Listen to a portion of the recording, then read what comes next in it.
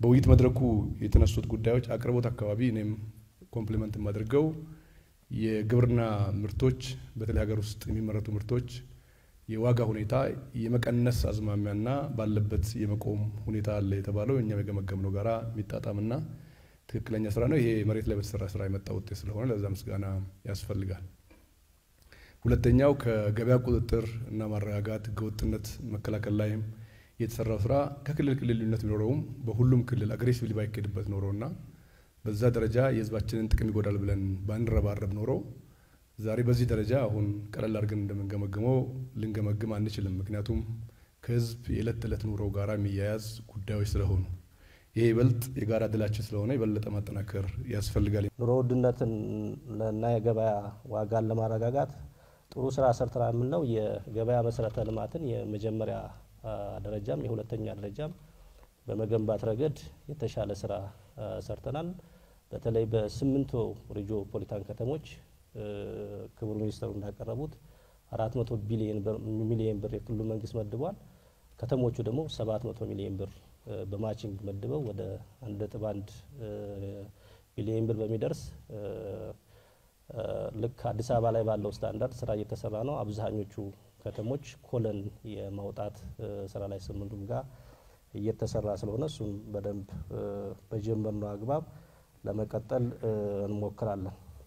የህገወጥ ቁጥጥሩ ባለው ችግር ውስጥ ሆኖም ብዙ ስኬት አስመዝግቧል። በገንዘብ ወደ 35 ሚሊዮን ብር የሚሆን ቅጣት ተቀጥቷል። የታሸጉ ማስጠንቀቂያ የተሰጣቸው የንግድ ድርጅቶች ቁጥር ብዙ ነው።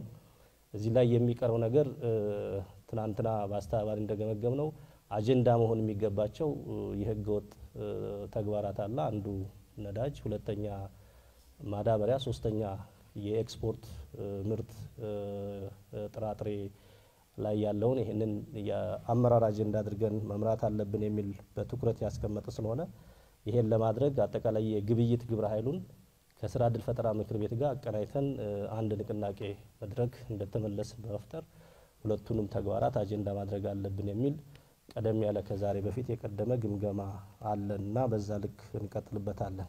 ከአቅርቦት ጋር ተያይዞ በዋናነት የኑሮ ውድነትን ችግር ከውጭ ሀገር የሚገባ የኑሮ ውድነት ችግር አለ፣ ኢምፖርትድ ኢንፍሌሽን የምንለው እሱ እንዳለ ሆኖ ግን እንደ ሀገር እንደ ክልል የሚያዝ ነው።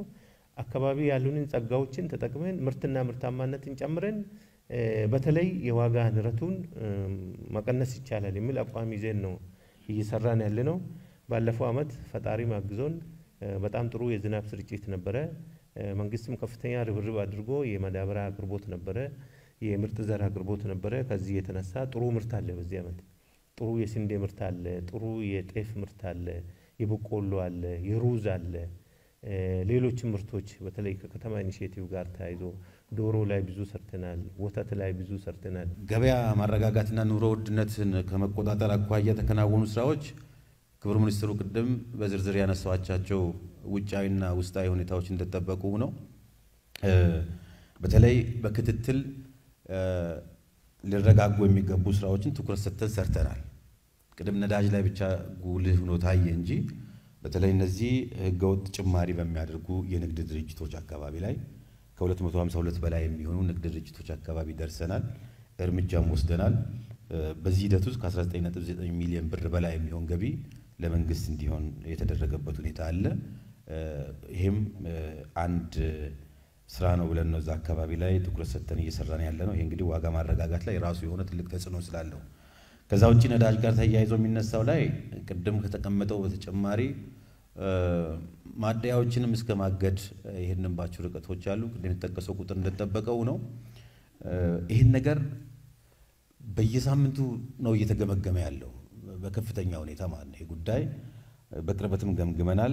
ገበያ ማረጋጋትና ኑሮ ውድነት ላይ በተለይ እንደ ክልል የሰንበት ገበያ ብቻ ሳይሆን እንደ ክልላችን ከሰንበት እስከ ሰንበት በሚል ሰባቱንም ቀን ግብይት አለ።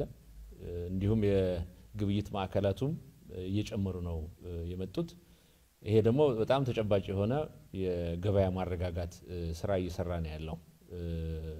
ይሄን ብዬ ከዛ ውጪ ምናልባት አንዱ የተሰራው ስራ ምንድነው የክልሉ መንግስት የግብይት ማዕከላትን 6 ከተሞች ላይ የዞን 6 ከተሞች ላይ ዋና የዞን 6 ከተሞች ላይ ግንባታ ማካሄድ እንዲቻል በኮስት ሼር እንዲገነባ የክልሉ መንግስት በጀት መድቧል።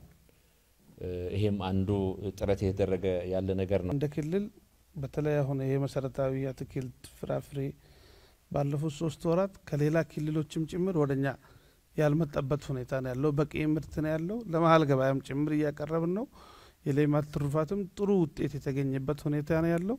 በየምሽት በቃ አነስ ካለ 15 20 አይሱዚ ይወጣል ከአፋር ወደ ሌላ ክልሎች ሽንኩርትና ቲማቲም። ይሄ ትልቅ ውጤት ነው። ከኬላ ጋር ተያይዞ ያሉ ነገሮችም የፈታንበት ሁኔታ ነው ያለው። ኮንትሮባንድ ላይ ግብረ ኃይል አለ። ኮንትሮባንድ በበቂ ሁኔታ እየተከታተልን ያለው። ነዳጅም ላይ ከንግድ ሚኒስቴር ጋር ተናበን እየሄድን ያለንበት ሁኔታ አለ ነው። ከኑሮ ውድነት ጋር በተያያዘ የኬላ ጉዳይ ትክክል ነው በእኛ አካባቢ የታየው። እንደውም ከዛ በላይ ነው የሚል እምነት ነው ያለን። አንዱ የገመገም ነው በራሳችን አሰስመንት ሰርተን ያየነው በተለይ ከአንዳንድ ኬላዎች ገቢ ያው በተቋማዊ በሆነ መንገድ በዘመናዊ መልክ ገንዘብ ገቢ ስለማንሰበስብ አንዳንድ ወረዳዎች እስከ 51% ከገቢ ጋር የነሱ ገቢ ከመመንጨት ጋር የተያያዘ ነው የኬላ ቁጥር የበዛው።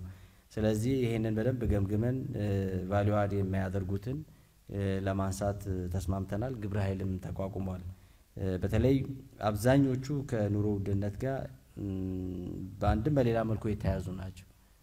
ገቢ ስንል ማለት ገቢን ካየን ሊጠቅም በሚችል መልኩ መሰብሰብ የሚችልበት አጋጣሚ አለ። ሲስተማቲክ ማድረግ ዲጂታላይዝ ማድረግ። ከዛ ውጭ ግን ሊጠቅሙ የማይችሉትን ማንሳት እንዳለብን ተስማምተናል። የኑሮ ውድነትን ለመከላከል የምናከናውናቸው ስራዎች ተጨባጭ የሆነ ለውጥ የምናይባቸው እና የምናገኝባቸው ስራዎች አሉ። አንዳንዶቹን በአቅርቦት ብቻ ማንለካቸው። ለምሳሌ እንደ አዲስ አበባ ከተማ ከምንሰራቸው ስራዎች ይሄ የተማሪ ምገባ፣ የአውቶቡሶች ድጎማ፣ የጤና ከምንሰጣቸው ሰርቪሶች ጋር የተያያዙ ስራዎች፣ በዳቦ የምናደርገው ድጎማ፣ እነዚህ ሁሉ የኑሮ ውድነት ማቃለያ ሜካኒዝሞች ናቸው።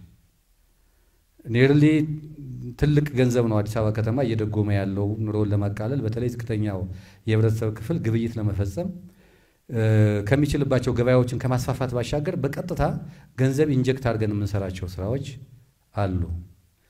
እነዚህ ለሌሎቹ ማስተማሪያ ሆኖ የሚታዩ ናቸው።